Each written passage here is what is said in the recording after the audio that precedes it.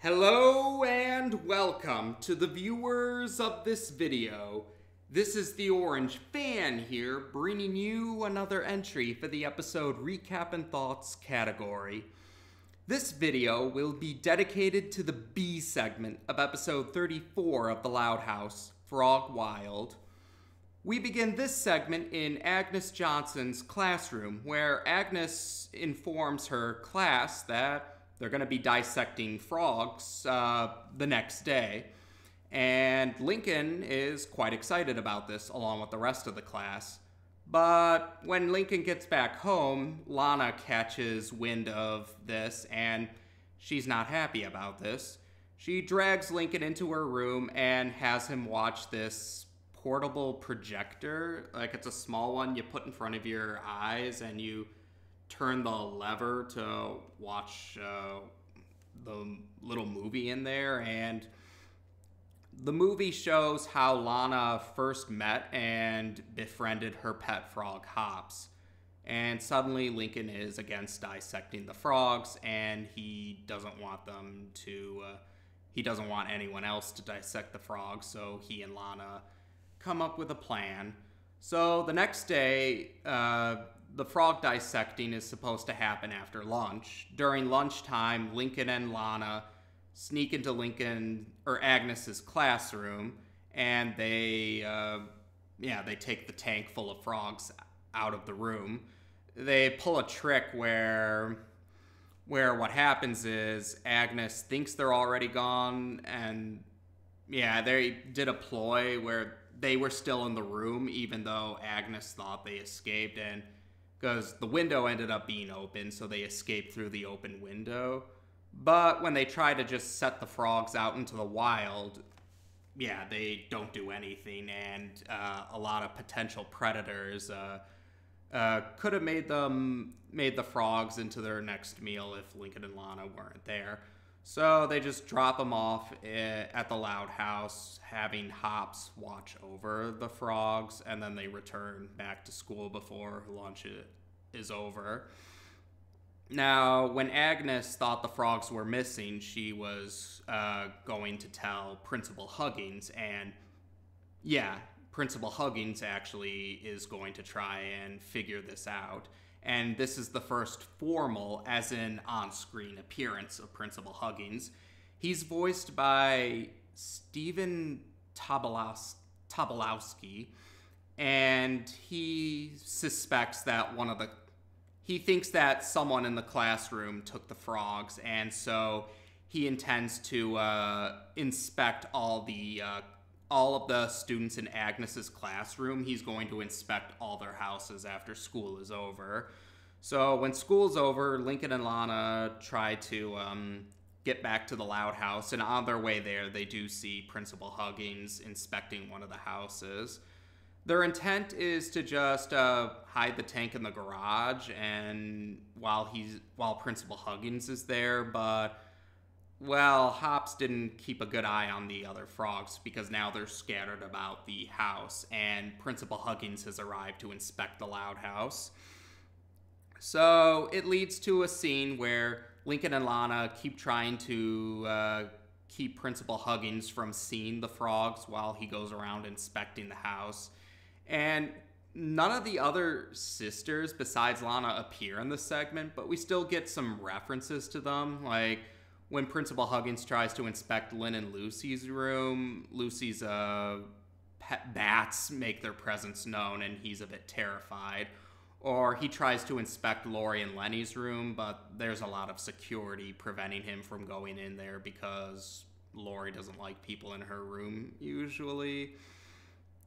And it looks like that Lincoln and Lana got away with fooling Principal Huggins, but some of the frogs they hid some of the frogs under Principal Huggins' coat when they were like, "Oh, let me take your coat," and then they just toss it on the ground, really on top of the frogs. And they're still there when Principal Huggins puts his coat back on, so he finds out they do have the frogs, and of course he demands that the frogs be returned to the school. And, when Lincoln comments how he wished they could see frogs the way they do, they show him the portable projector. That is, Principal Huggins and Agnes see the portable projector that Lana showed Lincoln, and now suddenly they don't want to dissect the frogs either. So they turn the frog tank into like a play set for the frogs, where they just play around instead. And well, after school's over, we found out Lincoln did get detention because, well, he stole the frog, so it made sense, but Lana didn't for some reason. And the segment ends with them seeing that a restaurant is preparing some ducks for dinner, so they steal the ducks. And yeah, that's how we end the segment. Now, I mentioned before that there were some plot lines or some story ideas or some tropes I may not have been a big fan of, but I was willing to at least put my bias aside and actually see if they were well executed, because I do think that any idea, even if there were some I might not be big on, I still do believe that an idea isn't inherently good or bad. It really depends on its execution. Like I mentioned before, the greenhouse, when I discussed the greenhouse, that I never really was too fond of the green Aesop, but I was willing to put my bias aside, and while I didn't like the greenhouse, it wasn't because of the green Aesop. They actually executed that well. It was other details in the segment I didn't particularly like. The reason I mention that is because this also had a plot line I wasn't too fond of, because, yeah, I've never been too fond of the liberate the animals plot line, because, like the green Aesop, I think it's one that can easily be executed badly, and for badly executed examples, whether it's the green Aesop or liberate the animals plotline, a best case scenario for a poorly executed example can come off as annoyingly preachy, but a worst case scenario for a badly executed example can come off as annoyingly self-righteous. And unlike the greenhouse, I don't feel they executed this idea very well. Now, to be fair, there were some things they executed well, and I'll give them credit for that. And that was the fact that Lincoln and Lana couldn't just dump the frogs into the wild and that'd be the end of it, because, yeah, the frogs just couldn't adapt to being in the wild, and that actually was a good point that was brought up. So I give them credit for that. And there were other things I did like about the segment. Like, I did like this was the formal introduction for Principal Huggins, and I liked his character. I mean, he was portrayed as the antagonist, but he wasn't vilified. He was shown to have his good qualities, and yeah, he was shown he can be reasonable. So, and I did like Stephen Tobolowsky's performance as him. So, yeah, Principal Huggins is a cool character in my book. I'm fine with him as a character. And like I said, I actually didn't have a problem with Lincoln getting detention, because, yeah, he did steal from school property. So, yeah, that was actually a reasonable comeuppance for Lincoln. So this was actually a good example of Lincoln getting a punishment that wasn't disproportionate retribution. But it sort of got muddled because Lana apparently didn't get detention either, even though she was just as guilty as Lincoln for the whole stealing the frogs thing. So that kind of annoyed me, because it was another Lincoln gets punished for something that other characters also did. So yeah, that sort of bothered me. But like I said, Lincoln getting detention actually didn't bother me, just the fact that Lana got away with a slap on the wrist. But yeah, and like I said, I do concede they did handle the animals. The frogs couldn't just adapt to being in the wild. That was well executed, but the other parts kind of weren't as well executed for me, in the sense that, yeah, I thought it felt a little too convenient or too contrived.